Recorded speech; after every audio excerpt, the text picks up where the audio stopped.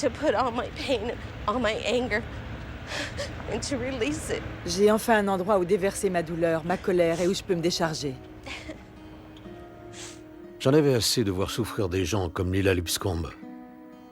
Surtout quand on sait que sur les 535 membres du Congrès, un seul avait un fils engagé en Irak. Je demandais au caporal Anderson du corps des Marines de m'accompagner à Capitol Hill pour voir combien de membres du Congrès accepteraient d'envoyer leurs enfants en Irak. Monsieur le député, je suis Michael Moore. Michael, comment allez-vous? Bien, bien. Je suis John Tanner du Tennessee. Enchanté. Voici le caporal Anderson du corps des Marines. Caporal, j'ai servi dans la marine il y a plusieurs années. De 1968 à 1972. On avait des marines qui gardaient notre base. Vous avez des enfants? Oui. Vous croyez qu'ils accepteraient de s'engager dans l'armée pour aller nous aider à combattre en Irak? J'ai toutes les brochures, là. J'en ai un qui est père de 2 enfants. Il n'y en a pas beaucoup de membres du Congrès qui ont leurs enfants là-bas. En fait, il n'y en a qu'un. Oui, je sais. Alors on se disait comme ça, vous auriez dû les envoyer en premier. Vous pensez pas que c'est une bonne idée? Vous n'avez pas tort. Vous trouvez? Ah oui, bon, prenez quelques brochures. D'accord. Distribuez-en autour de vous. Il faudra encourager vos collègues qui sont pour la guerre à envoyer leurs enfants. Merci, Mike. Merci beaucoup, monsieur. Monsieur le député, je suis Michael Moore. Comment allez-vous? Bien, bien. Je voudrais que les membres du Congrès disent à leurs enfants de s'engager dans l'armée pour qu'ils aillent combattre en Irak.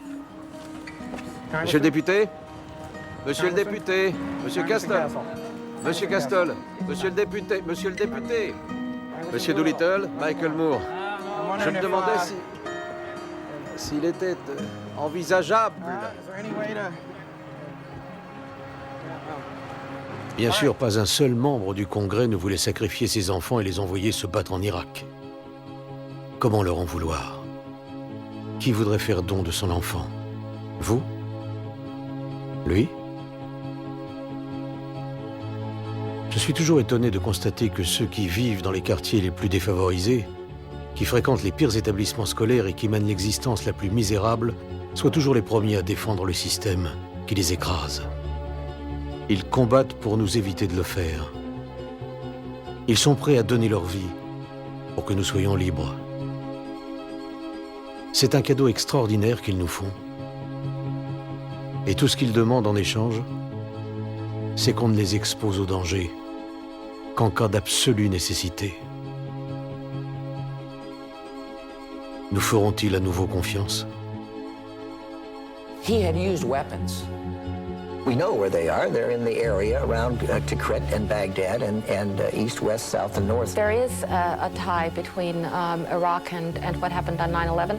The struggle can only end with their complete and permanent destruction. We wage a war to save civilization itself. We did not seek it, but we will fight it, and we will prevail. George Orwell a écrit: il ne s'agit pas de savoir si la guerre est réelle ou non. La victoire n'est pas possible.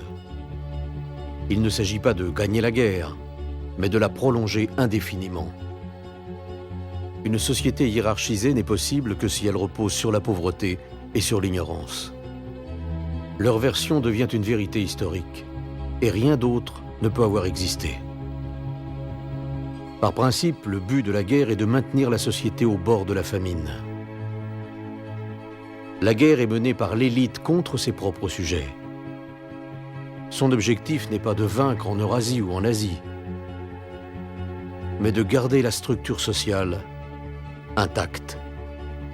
There's an old saying in Tennessee, I know it's in Texas, probably in Tennessee, that says, "Fool me once, shame on you." If fool me, we can't get fooled again. Pour une fois, on était d'accord.